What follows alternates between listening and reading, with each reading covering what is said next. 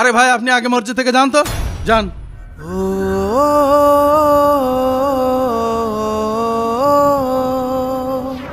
দাদা মসজিদ বানাবেন, কিন্তু এত টাকা কোথায় পাবেন? দরকার হয় বাপদাদার সমস্ত সম্পত্তি বিক্রি করে দেব, তবু ওই বেদাতীদের কাছে মাথা নত করব। কেন মামা, মসজিদ করতেছি আমরা, আপনার মতামত কি কারণ লাগবে? উনার সাথে থাকলে আপনি কোনোদিন জান্নাতে যেতে পারবেন না। আমি যতদূর কোরআন হাদিস পড়েছি এগুলো তো হাদিসের মধ্যে আছে। দেখ সাত্তার, আজকে ফের আমি কি বেশি বাড়াবাড়ি। আজকে সেই দিন তোর আজকে মেরেই ফেলাবো বলি দেখে ফেলবো। কতটা দেখিয়ে নি তারা কি সমস্যা? তোর কিন্তু টার্গেটে এই মুড়া থাম, এক ঠ্যাং মেরে হাত কিন্তু এই থাম থাম। আল্লাহু আকবার।